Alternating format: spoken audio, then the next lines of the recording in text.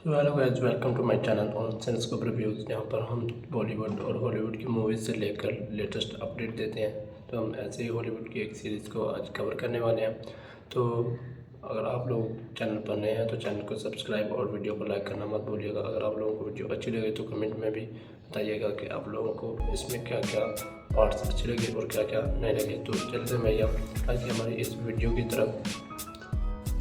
जी भैया, तो हम बात करने वाले हैं स्ट्रेंजर थिंग्स के सीज़न 5 के बारे में। स्ट्रेंजर थिंग्स के सीज़न 5 के बारे में बात करने से पहले हम बात करते हैं इसके पहले 4 सीज़न के बारे में। सीज़न 1 के बारे में बात करें तो कहानी की शुरुआत होती है 1983 में, जब विल बाइट्स अचानक लापता हो जाता है और इसके दोस्त और माँ इसे तलाश करते हैं और हॉकिंस की नेशनल लेबॉर्ट्री के नीचे जो भी एक नई दुनिया के होने का इंकशाफ जाहिर होता है। सीज़न 1 में हमें पहली बार 11 का किरदार देखने को मिलता है, जो कि अपने दिमाग से किसी भी चीज़ को कंट्रोल कर सकती है, किसी भी चीज़ को उठा सकती है, किसी भी चीज़ को फेंक सकती है। डेमोगोर्गन नामी मखलूक हमें देखने को मिलती है, जो कि अपसाइड डाउन से निकलकर यानी दूसरी दुनिया से निकलकर हमारी दुनिया में आ जाते हैं। बात करें 11 की इस जादुई शक्तियों के राज की, तो वो इसी दूसरी दुनिया के नंबर 1 वैक्ना की ही क्रिएशंस का नतीजा होती है।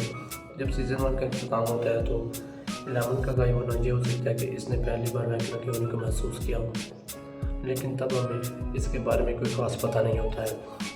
सीज़न 1 के एंड पर हमें लगता है कि डेमोगोर्गन के साथ ही सब कुछ खत्म हो जाता है, लेकिन ऐसा नहीं होता है।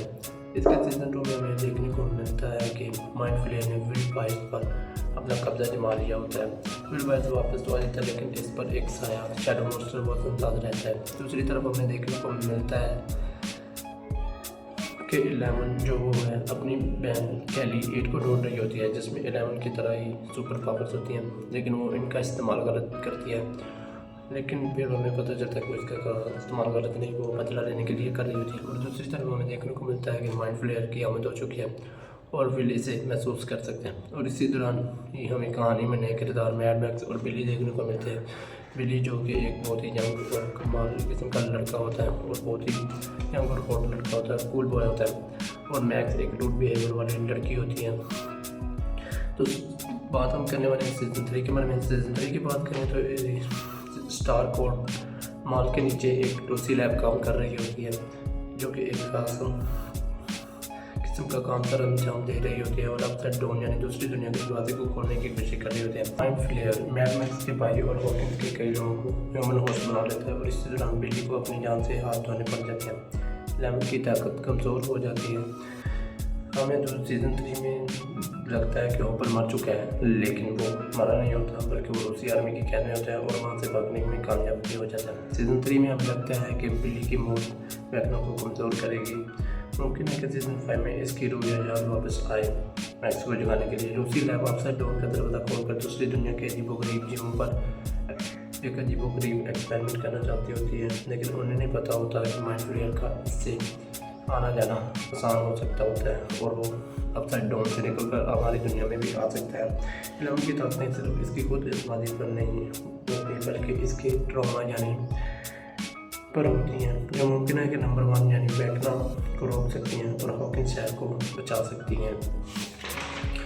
नंबर 1 जो हेनरी क्लीव, पता चलता है कि वो असल में ही वैक्ना ही दूसरी दुनिया का बादशाह है। असल में 11 ही इस दरवाजे को खोलती है, क्योंकि इनमें एक खास फाइट होती है जिसकी वजह से 11 और नंबर 1 पर खतरनाक गुस्सा आता है और वो इसे मार देती है। लेकिन दरअसल वैक्ना मरता नहीं है, वो अपसाइड डाउन में चला जाता है और इसे वहाँ दूसरी दुनिया में अजीबोगरीब मखलूक देखने को मिलती है और वो इन्हें अपना गुलाम बना लेता है और इनसे अपने टास्क से खुलवाता है ताकि वो दूसरी दुनिया में जाकर राज कर सके। इसी दौरान वैक्ना के जाल में मैक्स फंस जाती है और जब 11 से बचाने की कोशिश करती है तो वो कामयाब भी हो जाती है, लेकिन वो मैक्स को मारने चली जाती है। और फिर हमें सीज़न 4 के एंड में देखने को मिलता है कि 11 हॉकिंस शहर को बचा नहीं पाती और हॉकिंस शहर की हर चीज़ जो है दरख्त, सड़कें और बिल्डिंग्स वगैरह फट जाती हैं और वो वैक्ना यानी नंबर 1 के ही कंट्रोल में हो जाते हैं।